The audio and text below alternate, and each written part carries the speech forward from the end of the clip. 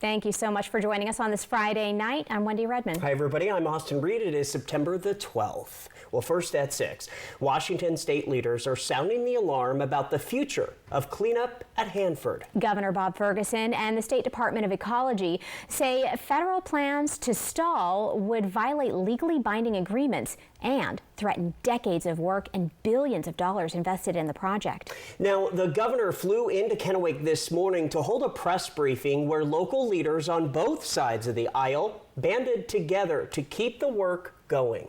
So that's why, my message, our message today is to be very, very clear of where we stand on this. In Kennewick on Friday afternoon, Governor Bob Ferguson stood with State Ecology Director Casey Sixkiller, Tri-Cities leaders, and labor unions, united against the U.S. Department of Energy. But it's what's below the surface that brings us here today. They say DOE is signaling it may pull back from commissioning Hanford's waste treatment plant, the massive facility designed to turn 56 million gallons of radioactive tank waste into stable glass. Are you shocked that this is happening and it's happening so fast? I guess what I would say is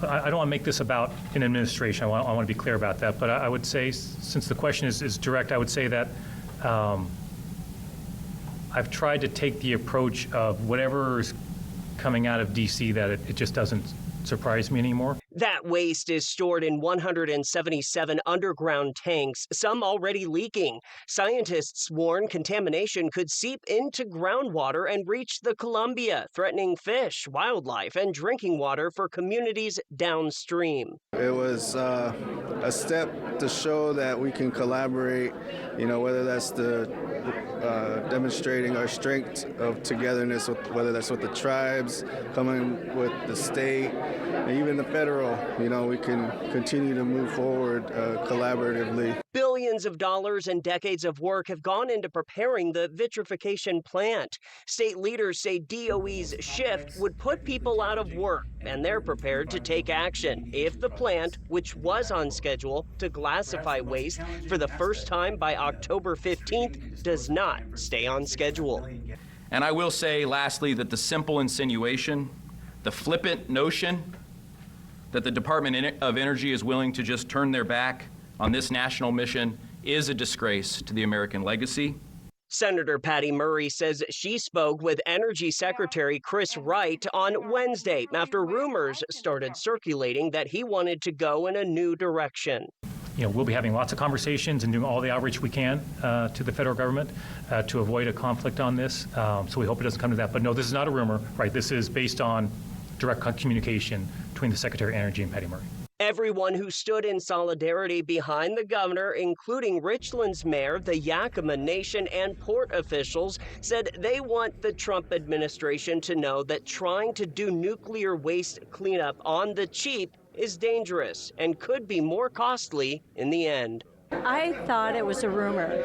I thought there's just no way after $30 billion and years of work on this, and that it's supposed to start on the 15th of October.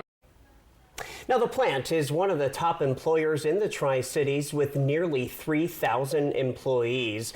Republican Representative Dan Newhouse spoke with Secretary Wright on Thursday and issued a statement to us that read in part, despite reports to the contrary, the U.S. Department of Energy has made no changes to the plans or strategy for the facility and said they are committed to beginning operations by October 15th, but did say they need to prioritize the health and safety of the workforce.